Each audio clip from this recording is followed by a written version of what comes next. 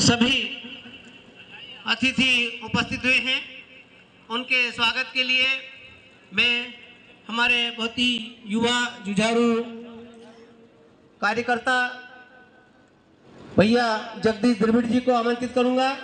वो आए और आज का स्वागत भाषण प्रस्तुत करें। भैया जगदीश द्रविड़ जी।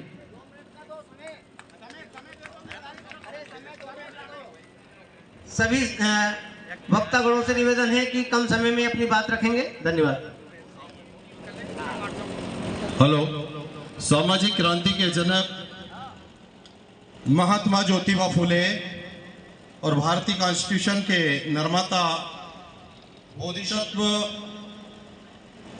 Symbol of knowledge doctor Bhimrao Ambedkar साहब के इस जन्म जयंती के ऊपर इस परिसर में आए हुए सभी बहन और भाइयों का मैं सादर अभिवादन करता हूं। अगली बात, हम लोग जितने भी मंच पर बैठे हुए अतिथि हैं, इनका इस पावन भूमि पर स्वागत है, वंदन है, अभिनंदन है। और जो इनसे सामने आए हैं वो इन सब से बड़े हैं, हम सबके मार्गदर्शक हैं।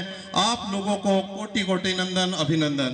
बहन और भाइयों, जैसा आप सबको मालूम है कि आज पूरी दुनिया डॉक्टर बाबा साहब अंबेडकर का जन्मदिन मनाने में गर्व महसूस करती है और बड़े बड़े राजनेता डॉक्टर बाबा साहब अंबेडकर के बड़े बड़े कार्यक्रमों में भाषण देने के लिए एक पग पर खड़े रहते हैं कि कब हमारा नंबर आ जाए और इस महामानव के बारे में हम दो शब्द बोल पाए। कमोबेश लगभग पूरी दुनिया में और भारत में विशेष करके ये स्थिति निर्मित हुई है और ये सब हो पाया है आप हम सब जो बाबा साहब अंबेडकर के चाहने वाले हैं, हमारी मेहनत और हमारी तपस्या की वजह से। आज हमारे आस्था नगर में हमारी पूरी टीम ने, कई सारे साथी ऐसे हैं जिन्होंने भरपूर पैसा दिया है इस संगठन को, इस कार्यक्रम को। कई तरह का सहयोग उनकी तरफ से हुआ है।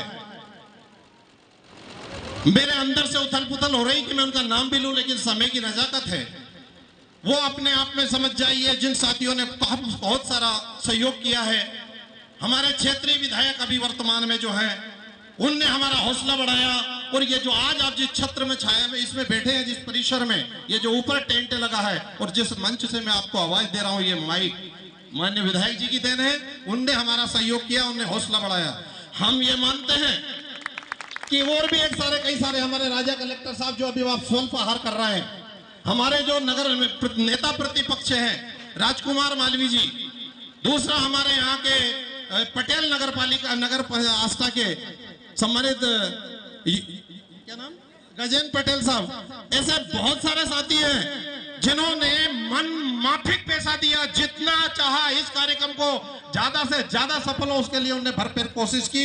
और जितने ये ऊपर सारे साथी बैठे हैं, इनमें से कई सारे ऐसे भी साथी हैं जिनने हमें सिर्फ आशीर्वाद ही दिया है और वो आशीर्वाद पैसे से ज्यादा भारी है।